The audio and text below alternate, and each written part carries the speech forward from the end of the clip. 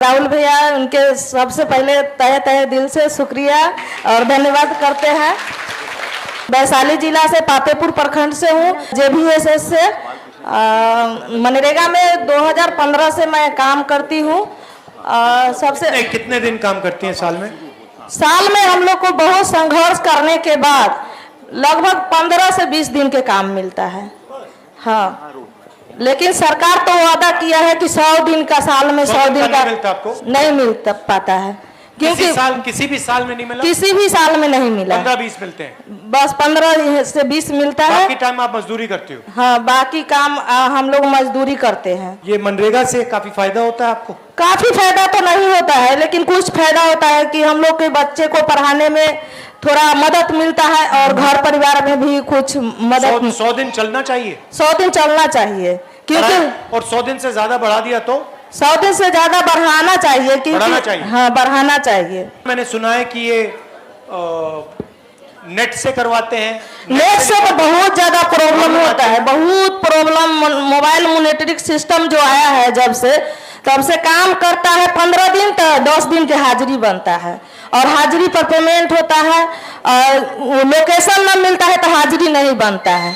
तो बहुत ज्यादा लोकेशन में बड़ा प्रॉब्लम आता है ना? हाँ, बहुत ज्यादा प्रॉब्लम। आपके पति हैं? हाँ है। क्या करते हैं वो तो पलायन करते हैं, बाहर रहते हैं। कहाँ? बेंगलोर रहते हैं। अगर मनरेगा में अगर ज्यादा हो जाता पेमेंट, मतलब कि कम से कम रोजगार बढ़ जाता, तो पलायन नहीं करते। पति पत्नी हम गांव में कमाते। आधार क्या दिक्कत होती है? पेमेंट में दिक्कत हो रहा है कि आधार बेस पेमेंट जब से हुआ है तब से, मतलब कि जैसे इंग्लिश और हिंदी के लेकर के बहुत दिक्कत चल रहा है। क्या दिक्कत? दिक्कत है कि इंग्लिश है और हिंदी है, तो हिंदी मतलब आधार चढ़ाता है तो आधार से पेमेंट करता है। हमने मैनिफेस्टो में लिखा है कि हर महीने 2500 रुपए हम हर महिला को देंगे। इससे आप क्या करोगी? इससे तो अच्छा है कि महिलाओं के लिए बहुत अच्छा है कि जैसे मनरेगा में हम काम कर रहे हैं, 255 रुपया मिल रहा है, तो 2500 मिलेगा तो और मदद मिलेगा हम लोग के, फायदा होगा और फायदा होगा। और 4 महिला 5 महिला है घर में, तो 4 महिला के मिलेगा तो और फायदा हो जाएगा ना घर में। तो ये आइडिया कहां से आया कि हिंदुस्तान में सिर्फ 50% रिजर्वेशन हो सकता है? आपकी आबादी 90%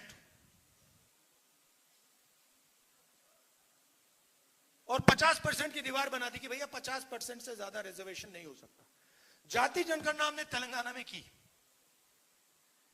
और मैं आपको बता रहा हूं, जाति जनगणना हमने तेलंगाना में की, अगले दिन चीफ मिनिस्टर ने उसको दीवार को तोड़ दिया। चॉइस ही नहीं थी भाई, अब ताली बजा रहे, चॉइस नहीं थी। जब उसने देखा कि जाति जनगणना में क्या लिखा है, जब उसने डेटा देखा, उसको पता लग गया कि भैया ये तो बिल्कुल गलत है, इसको तोड़ो। एक दिन नहीं लगा। तो मैंने 2 बातें कही थी वहां पे, दोनों को कराऊंगा मैं। तेलंगाना में हो गया, कर्नाटक में हो गया, जहां भी हमारी सरकार बनेगी वो 50% को वहीं तोड़ देंगे। और जाति जनगणना में और इस दीवार में लिंक है। जाति जनगणना के साथ अगर हमने बाकी जो डेटा हिंदुस्तान की सरकार के हाथ में है वो जोड़ दिया, तो विकास का एक बिल्कुल नया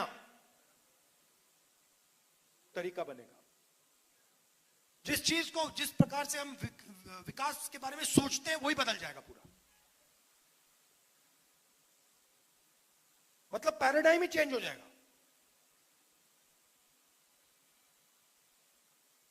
और ये बिहार से शुरुआत होगी। आप ही करते हो ये काम, आप लोग ही करते हो, हजारों सालों से करते आ रहे हो, और ये काम आप ही करोगे।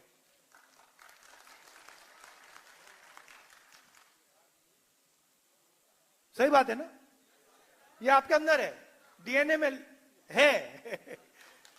आपके बिना ये नहीं बन सकता, आपकी सोच के बिना ये नहीं बन सकता हिंदुस्तान में। समाज को महिलाएं चलाती हैं, और जो हमारा देश का पूरा सिस्टम है उसमें जिस प्रकार से महिलाओं को जगह मिलनी चाहिए वो नहीं मिलती है। आप कोई भी एरिया देख लीजिए, बड़ी बड़ी कंपनीज देख लीजिए, सरकार देख लीजिए, ब्यूरोक्रेसी देख लीजिए, जितनी भागीदारी महिलाओं को मिलनी चाहिए वो नहीं मिलती है। मिलती है नहीं मिलती है? नहीं मिलती है।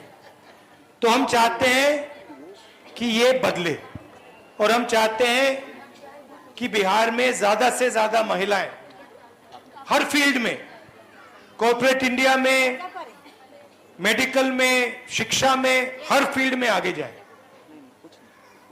हमने मैनिफेस्टो में लिखा है कि हर महीने हम 2,500 रुपए हर महिला को, बिहार की गरीब महिलाओं को देना चाहते हैं। और इसके पीछे सोच है कि हर गरीब महिला को कम से कम बैंक अकाउंट में पैसा मिलना चाहिए, होना चाहिए।